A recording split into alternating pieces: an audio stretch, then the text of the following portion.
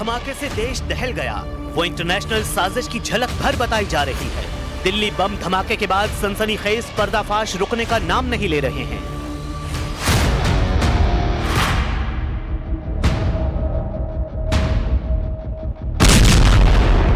जैसा बम धमाका दिल्ली में हुआ, उससे कई गुना ज्यादा लाशें बिछाने का आतंकी प्लान था।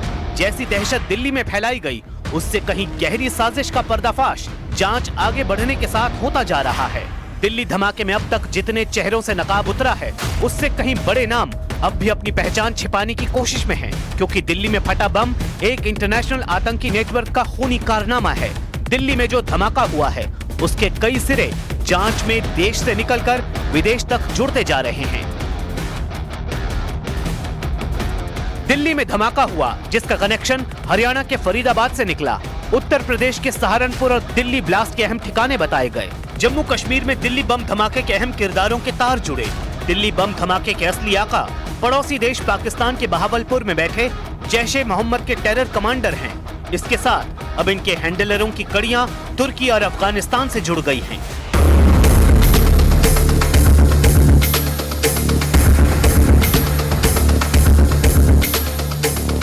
तो क्या तुर्की में दिल्ली बम धमाके का रिमोट कंट्रोल था? क्या मसूद अजहर का टेरर कमांडर भारत के आतंकी ग्रुप को इस्तांबुल से ऑर्डर दे रहे थे? या फिर जैश के जहर बुझे सरगना गजवा हिंद का फितूर डॉक्टर अदील और मुजम्मिल के दिमाग में भरने के लिए तुर्की में मिले थे? जांच अभी जारी है, मगर जो बातें अब तक सामने आई हैं, उससे सुरक्षा बल की टेंशन बढ़ गई है, क्योंकि आतंकी साजिश का दायरा सिर्फ दिल्ली तक सिमटा नहीं है। अभी तुर्की के आतंकी एंगल का कच्चा चिट्ठा खोलने से पहले चलिए श्रीनगर की उस मस्जिद में, जहां बैठकर मौलवी इरफान अहमद ऑनलाइन आतंकी पाठशाला चला रहा था। ये श्रीनगर की नौगाम मस्जिद कमेटी के चेयरमैन हैं। नाम फारूक अहमद है। फारूक ने बताया कि पुलिस ने मजिस्ट्रेट के सामने मौलवी इरफान के कमरे का ताला खोला था, जहां से पुलिस को जैश-ए-मोहम्मद के वही आतंकी पोस्टर मिले जैसे नौगाम की दीवारों पर चिपकाया गया था। 18 दिन के बाद पुलिस आए, दिन को 4 बजे आया वो मजिस्ट्रेट साथ है, वो सरदार है सब इंस्पेक्टर। उसे बोला फारूक साहब चाबी ले जाओ, तो चलो खोलो दरवाजा। हमने दरवाजा खोला, ये भी और वो भी। वहां से तलाशी की, ठीक ठाक से बजट के, तो वहां से निकला जैश-ए-मोहम्मद के 3 पोस्टर है। हमें नहीं पता, सरदार ने बोला यही वो पोस्टर है जो नामनामा में चस्पान हुआ।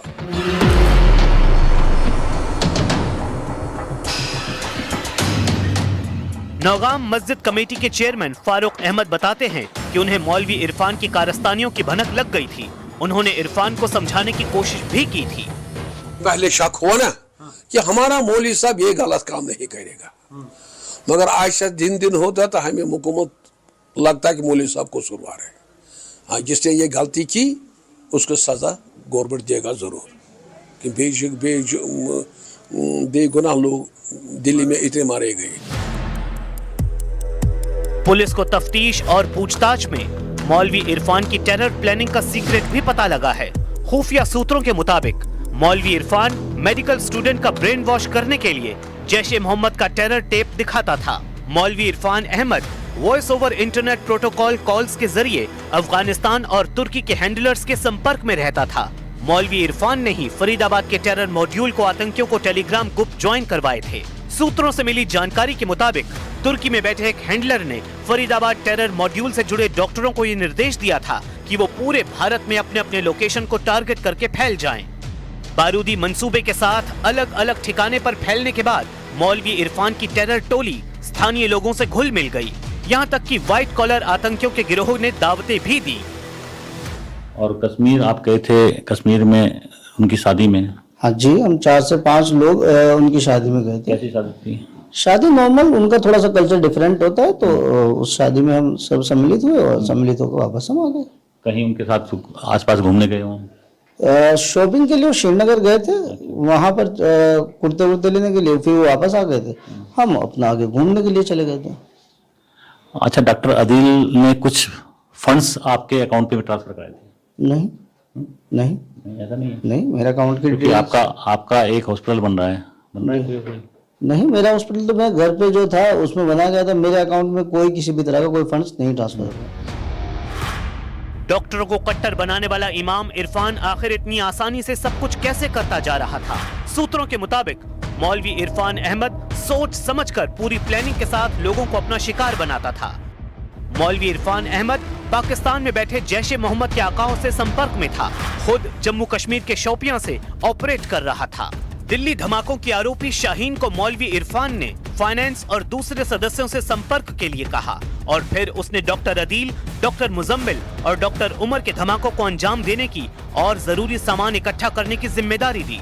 सूत्रों के मुताबिक इन लोगों ने मेवात में बैठे इमाम से विस्फोटक लिया और मदरसी नाम के एक आदमी से डॉक्टर अदील, डॉक्टर मुजम्मिल और डॉक्टर उमर को लोकल सपोर्ट मिला। और इस काम में मौलवी इरफान ने सबसे पहले डॉक्टर शाहीन की मदद ली, क्योंकि वो अल फलाह यूनिवर्सिटी में सबसे ज्यादा सक्रिय थी। और फिर धीरे धीरे डॉक्टर आदिल, डॉक्टर उमर और डॉक्टर मुजम्मिल से जुड़कर एक नेटवर्क तैयार किया। लेकिन इतने भर से इरफान अहमद को इत्मीनान नहीं हुआ। उसने जैश के स्लीपर सेल के जहन में गजवा हिंद के जहर बुझे बूस्टर डोज देना शुरू कर दिया। सूत्रों के मुताबिक ये ग्रुप बेहद संगठित और सुनियोजित तरीके से देश भर में स्लीपर सेल फैला रहा था। मास्टरमाइंड मौलवी इरफान ने अस्पताल की नौकरी के दौरान कई डॉक्टरों को रेडिकलाइज किया। उन्हें गजवाए हिंद की विचारधारा और हिंदू विरोधी भाषणों से भड़काया गया। मौलवी इरफान अहमद का आतंकी टोला तैयार हो चुका था। उसने टारगेट सेट कर लिए थे। अहम तारीख पर देश को दहलाने के लिए मौलवी इरफान का आतंकी टोला निकलता, उससे पहले 2 अहम किरदार तुर्की भेजे गए। खबर है कि डॉक्टर अदील और डॉक्टर मुजम्मिल तुर्की गए थे, जहां उन्होंने अपने जैश के हैंडलर से मुलाकात की थी। मसूद अजहर के हैंडलर ने दोनों डॉक्टरों के आने जाने और ट्रेनिंग का इंतजाम किया था। इधर इरफान अहमद की लेडी विंग की कमांडर श्रीनगर और अनंतनाग में ऑनलाइन कम्युनिकेशन और फंडिंग की जिम्मेदारी संभाल रही थी। डिजिटल फॉरेंसिक जांच में 400 से ज्यादा इंक्रिप्टेड चैट्स मिले हैं, जिनमें पैसों के लेन देन, सेफ हाउस और आगे की प्लानिंग पर चर्चा की गई थी। 2023-24 में एक महिला डॉक्टर को इस्तांबुल और दोहा से कई विदेशी रकम मिलने के इनपुट मिले हैं। दोनों महिला डॉक्टरों ने अपनी MBBS की पढ़ाई ढाका मेडिकल कॉलेज से की थी। इंटर्नशिप के दौरान ही उनकी मुलाकात मौलवी इरफान से हुई, जिसने धर्म के नाम पर इनका ब्रेन वॉश किया। गिरफ्तार की गई लेडी डॉक्टर की एक और कार की तलाश में पुलिस जुटी है, जिसमें विस्फोटक सामग्री होने का अंदेशा है। सुरक्षा एजेंसियों का मानना है कि ग्रुप खुली स्लीपर सेल बनाकर देश भर में अपनी एक्टिविटी फैलाने की तैयारी में था। हर खुलासे के साथ ये साफ होता जा रहा है, ये सिर्फ आतंकी नेटवर्क नहीं बल्कि सफेद कोट में छिपी एक खामोश जंग थी। अब सवाल ये है कि तुर्की को ही आतंकियों ने क्यों चुना? जवाब तुर्की के डबल स्टैंडर्ड से समझा जा सकता है। दिल्ली और इस्लामाबाद में बम धमाके पर तुर्की का दोहरा रुख साफ दिखा है। तुर्की ने दिल्ली बम धमाके को मामूली धमाका कहा है, वहीं इस्लामाबाद में फटे बम को आतंकी हमला बताया है।